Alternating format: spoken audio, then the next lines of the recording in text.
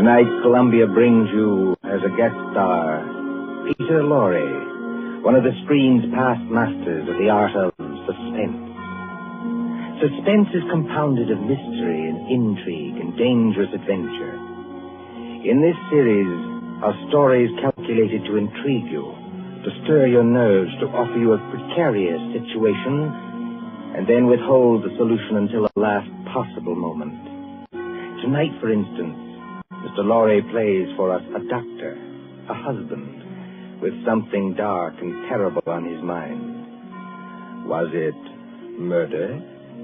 And if so, can this at last be the really perfect crime? We trust that while you are wondering, we shall keep you in suspense. For Suspense tonight, CBS presents Till Death Do Us Part by John Dixon Carr, starring Peter Lorre.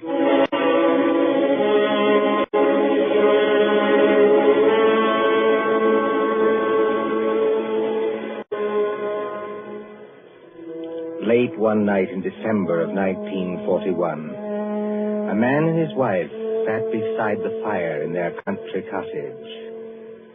This man, look at him. A professor of mathematics, stout, middle-aged, guileless as a child. In the remote corner of England where he lives with his pretty English wife, they say of him, jolly decent fellow, you know, for a foreigner. Isn't he?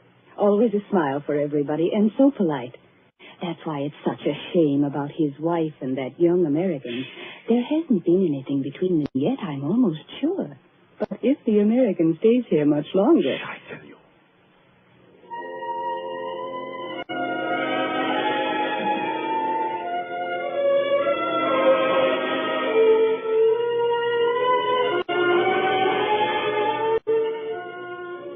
A happy man, this Professor Kraft. His cottage in the country is rather isolated. 3 miles from the nearest house. No electricity or central heating or telephone. And on December nights like this, a great wind comes rushing off the Sussex Downs. It rattles at the windows, growls in the chimney, and makes unsteady the oil lamp on the table. Professor Irwin Kraft sits before the fire in a snug book-lined room. And across from him, sewing, sits his young wife, Cynthia. A domestic scene. A very domestic scene. Oh, my pet, this is wonderful, isn't it? Oh, so nice and cozy. How I enjoy our little home. It's a pleasure to be indoors on a night like this, isn't it? Yes. Did my darling have a good day? Just about as usual. No adventures, huh? Not exactly. I walked into the village. Walked? Oh, I really blame myself for burying you out here. I ought to get your car. That's not necessary, thanks. Come now, come. Did something happen to upset my little pet today? No. You know, darling, I look at you and I marvel. You marvel at what? At a wife who can actually blush. Yes, with a skin so fair and a conscience so transparent that she can actually blush. I wasn't blushing about... About what? About anything you might be thinking. It's your horrible habit of putting everybody else in the wrong. Oh, but the neighbors don't think that about Papa Croft. The neighbors don't have to live with you. I do. And you mustn't scratch either. Not when we are so snug here, so cozy, and the kettle on the fire is nearly boiling, and the rum is ready, and the lemon juice, and the sugar for her medicine. Oh, and must I drink that stuff? I don't like rum. But you have a cold, darling. I haven't got a cold. Really, I haven't. Now, darling, twice today I heard you cough. You are going to take your medicine, Cynthia, and take it here and now, and not offend your clumsy old husband by refusing. Why do you keep on treating me like a girl of 16? I love to treat you like that, Cynthia, because I cannot fathom your thoughts. You lock up your thoughts, and that is a dangerous English habit. You see, thoughts accumulate, and won't be stifled. And sooner or later, when you least expect it... Look out, the kettle's boiling over. So it is. Oh, and please lift it down from there. Of course. I apologize, my darling. There. For a second, you know, you almost frightened me. Huh? I frightened you? I suppose it's foolish. Well, here we are, my dear. Here we are. Now, see, I put 2 tumblers on the coffee table. And now, a spoon in each, so that the heat doesn't crack them. Oh, dear, must you give me so much rum? Can't I have the small one? But we have to cure that cold of yours, Cynthia. Now comes the lemon juice. Yes. And now comes hot water to the top. Here we are. And 2 lumps of sugar for each of us. There you are, darling. Now let's drink up, huh? Owen. I didn't hear anything. I did. It came from that cupboard over there. It sounded like your accordion. Oh, that's nonsense, darling. That's nonsense. There it is again. Well, that's only the wind. Or perhaps a rat that got into the cupboard. Owen, I'm terrified of rats. Go and kill it. Would you mind? Oh, you really sit very heavy labors, my sweet, for one of my weight. Well, if you insist, all right. Well, I'll take a good heavy poker from the fireplace. And, of course, it means a little trip through the cupboard. Owen, never mind. You haven't changed your mind, have you? It'd probably run out across the floor. Come back. Wouldn't run very far, I'm sure. Well, again, if you insist. I can't think what's the matter with me tonight. No? No, You're sure nothing upset you in the village today, huh? certainly not. How about this young American, that fledgling doctor, what's his name? You mean Dr. Craig? That's it, Dr. Craig. Dr. Craig. Didn't someone say he was leaving today for London and then back to the States? I believe so. That's what Lady Randolph told me. And you didn't say goodbye to him? Certainly not. Well, that wasn't kind of you, darling. That wasn't friendly. What's the matter? Don't you like my nice hot rum drink? No.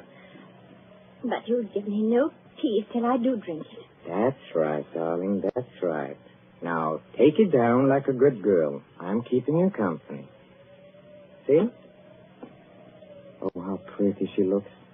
With her yellow hair in the firelight. And her red mouth. And her light little hands. Very pretty. Oh, there is just one other thing, Cynthia. I gave you a letter to post this afternoon. Did you post it? Yes. Registered? Yes. And did you notice to whom the letter was addressed? Everybody notices the address on an envelope. It was to some Mr. Hatterby at Market Shepherd. That's right. But I don't know who he is, if that's what you mean. Oh, Mr. Hatterby is the coroner of this district. The coroner? That's right. That's right. But is there any reason why you should be writing letters to the coroner? Well, there will be tomorrow morning. We have been just drinking poison, my love. Why do you drop your glass, darling? I don't believe you. No? This will interest you, Cynthia. You were a trained nurse, and weren't you, You see, the poison was aconite. Monk's shoes. No. Yes, homegrown in our own little garden. You know, 1/16 of a grain has been a fatal dose. There's no telephone here. No car, not even a neighbor. Exactly, my angel. Take your hands off me. Let me get out. No, my pet. In about 5 minutes, you see, the first symptoms will come on. Symptoms? Yes. Our throats will grow dry. Our eyesight will turn dim. No. And presently we'll lose the use of our limbs. Well, there are convulsions before the end, I believe, but you won't feel them. Let me out. If you try to hit at me, Angel, you'll upset that lamp, and Well, if you upset the lamps, this cottage would go up like tinder. We don't want to burn to death, do we? Owen, why are you doing this? Why are you doing it? Why? Do you think all Papa Kraft is blind, my pet? Huh? If I can't have you, Cynthia, nobody else is going to have you. You mean Jim Craig? So it is Jim Craig. That was nothing. My tongue slipped. A cynic would say, my dear, that your foot slipped. Do you think I don't know what happened the other night at the schoolhouse? Schoolhouse? Yes, the Market Shepherd Schoolhouse. At Lady Randolph's little concert in aid of the war relief. Nothing happened. I swear it didn't. No? No. Oh, then it was coincidence, I suppose, that you and that Dr. Craig didn't arrive until the concert was nearly over. Yes. Yes, it was. We didn't go there together. No? We met in the little hall outside the auditorium. It was just as you were finishing your number on the accordion.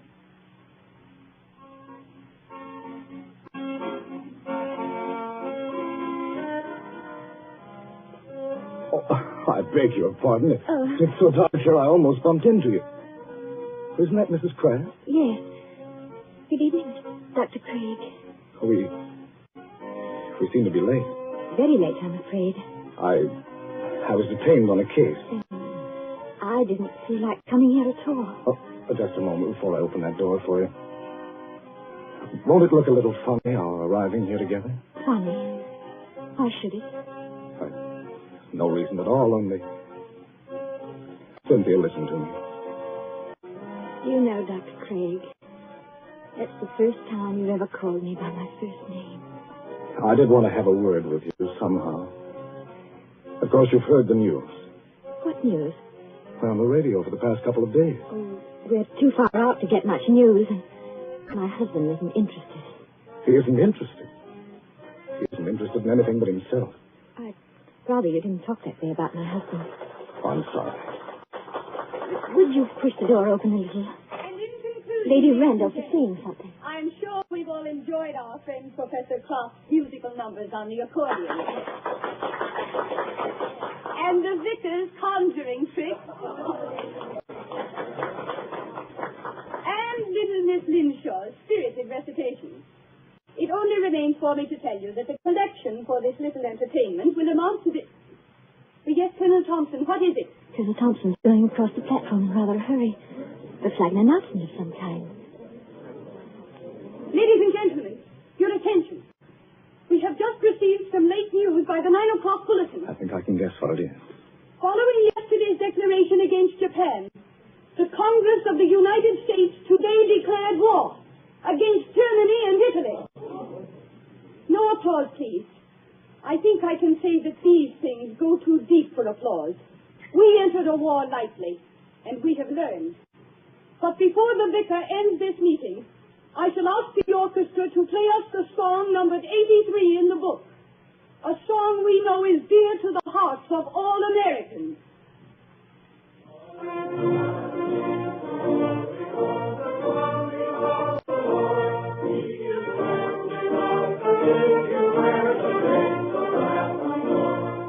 Close the door, Cynthia.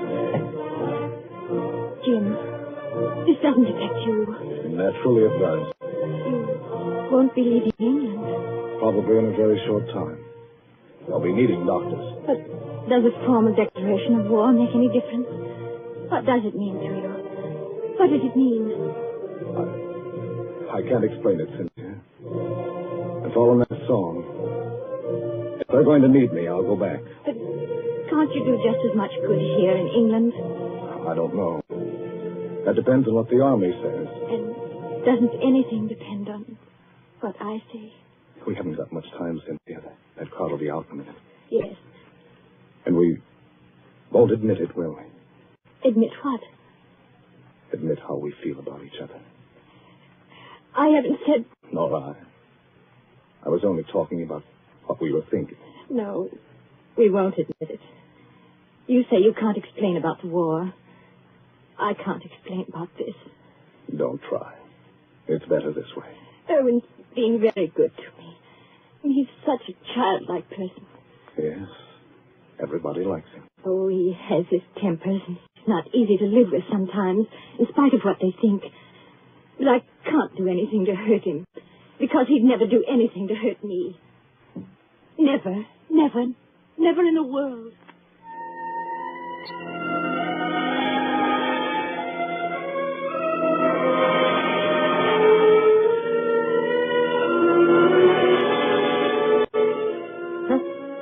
A very fair estimate of my character, too. That's exactly what I said about you. So you are in love with that fellow? I admit it now.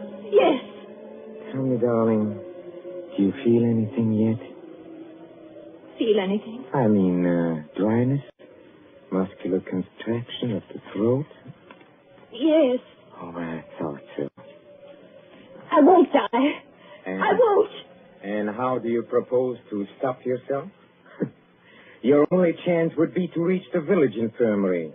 And I'll see to it that you don't get there. But what if the poison takes you before it takes me? Then you can't stop me. But it won't, darling. You seem terribly sure of that. You see, the amount I gave you, as you perhaps noticed, was more than I gave myself. I'm going to follow you, my little pet, into the dark, where there are no Dr. Jim Craigs, but not too quickly. I shall still have most of my faculties, Cynthia, when your convulsions are already beginning. Oh. I wonder if you will. Why do you say that? Your legs don't seem any too steady. I don't know. It must be the heat of the fire, perhaps, or it's very hot in this room. Cynthia, darling, listen to me. Yes, Erwin? There is a copy of Taylor's medical jurisprudence there, over on the shelf there. Please get it for me. I'm afraid you'll have to get it for yourself, my dear. That is, if you can. Oh, I'll get it. Mind the lamp, Erwin. We don't want the house afire, just as you said yourself. I'll mind the lamp. Listen to me. You know, some people's systems are intolerant to poisons. They experience in minutes what ought to take hours. Does it hurt, Erwin? Does it hurt? Yes. But you'll find out soon enough, my pet. Because you'll never make 3 miles to the village. Never. You think not? I know it. And just remember, I shall be waiting. Waiting? Out in the dark and cold, where there is neither marriage nor giving in marriage. I'll be waiting for my little pet to come and join me. I shall be waiting. Erwin. Erwin. Oh. I hate you. I loathe you. I'm afraid of you. But I don't want you to die because of me. And yet, you ought to, Erwin. But I'm not going to join you. I've never prayed much, Erwin, but I'm praying now. Whatever comes over my wits and makes my senses weak, give me strength enough to get to the village. Just give me strength enough to get to the village.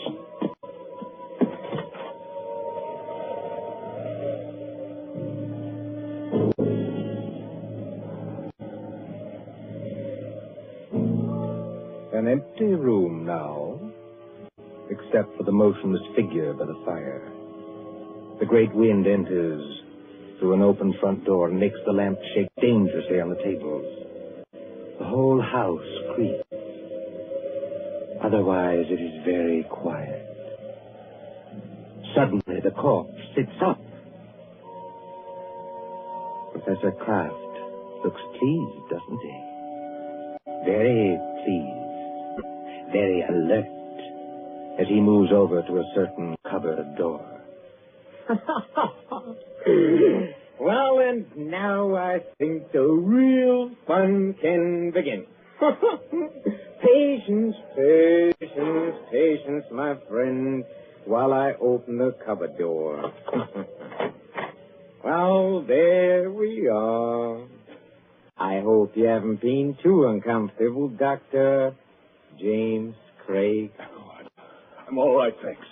So you managed to get the gag out of your mouth, huh? I managed it, yes, just now. I'm too late. Well, you are still securely tied up, I'm glad to say.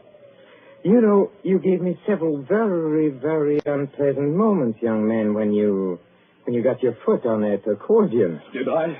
Well, Cynthia thought you were a rat and wanted me to kill you. You know, she shows very good sense sometimes. I could hear both of you talking. Thanks very much. Oh, of course, you could, of course. Excuse me, please. I forgot that. Yes, and I could see you, too, through a crack in the door. Well, you were intended to see us. But now, come on. First of all, I'll drag you out of here. Yes, now, let me take you. Yes.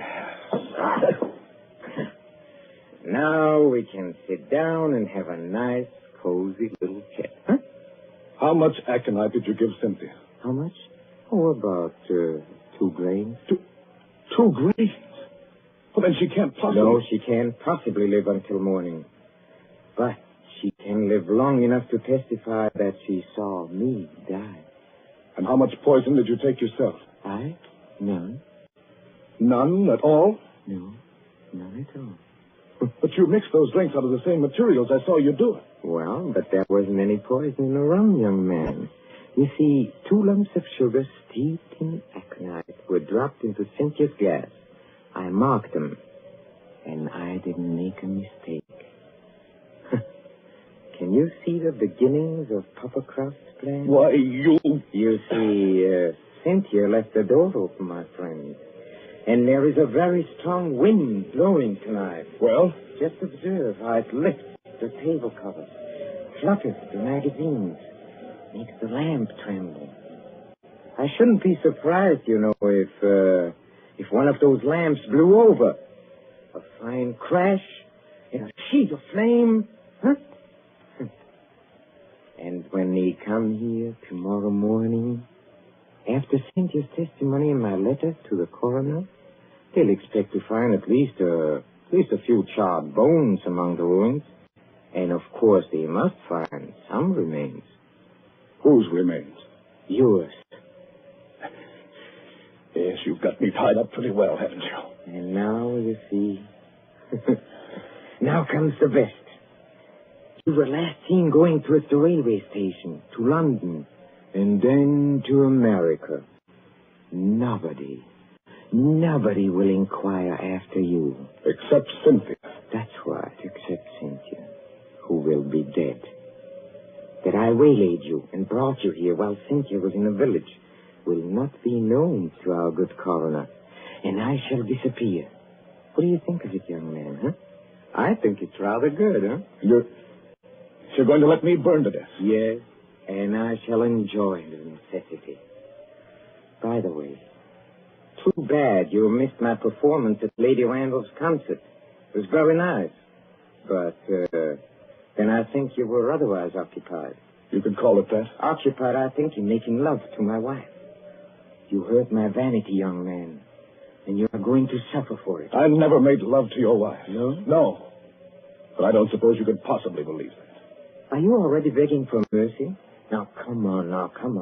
Are you begging for mercy? No, I think not. Dr. Craig, I don't like the way you're taking this. I really don't. Don't you? No. You ought to be afraid. All decent men should be afraid. And no man is heroic when he sees death coming. But you're as white as a plate. Can't take your eyes off me. And seem to be expecting something. Maybe I am expecting something. You are? Well, I think I can persuade you to tell me what's on your mind, my friend. If I use the poker out of the fire, huh? You see, I'm a mathematician. I leave nothing to chance. Do you hear that, Professor Kraft? A car has stopped out in front. Well, they won't come in here. But of course they will. It's probably the home guard. Look, you fool, you've left the front door standing wide open in a blackout. Don't be childish. Do you think to upset me with that? Something's upset you. Take a look at yourself in a mirror. Huh? Nothing. Nothing can upset my plans now. Everything is ready. My clothes and my money are in the stable. This place, this pretty little cottage, will be a furnace. All I have to do is pick up that lamp. You see, like this, and something is wrong with me. You're not acting this time, are you? You're not pretending now. You swine! What have you done to me? I have done nothing. You have done something to me. I can feel it. There is sweat all over me. My throat's choking. This way, Lady Randall. Through the gate and up the path. That sounded like my wife's voice. It was Cynthia's voice. What is wrong with you? A person would think you were drunk. I'm sorry, Lady Randall, stopping me in the road and asking to be taken to the infirmary at 80 miles an hour, and then finding there was nothing wrong with you. Oh, but it can't be. It isn't possible. Oh, but it is. You see, your plans didn't include the fact that Cynthia doesn't like rum. Remember, you poured a very large drink for her and a small one for yourself. And you filled both glasses with hot water. Oh, remember when she got you to leave her, come over to this cupboard? She changed the glasses then. You're the one who swallowed the poison, 2 grains of aconite. No. Help me. Please. Help me. Nothing on earth can save you. Help me, please. In the name of... Please. Please help me. Nothing on earth can save you. Please. No. You won't. Then I'll show you. I'll take you with me. I'll take everybody with me. Where are you going? I'll get that lamp. I'll take you with me. Why, look at you. You can't even see. You're blind. You're staggering straight into that cupboard. I'll take you. I'll take you with me. I'll take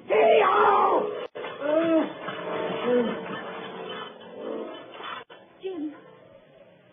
Jim, what are you doing here? Come in, Cynthia. Come in and take a look at the man who died twice.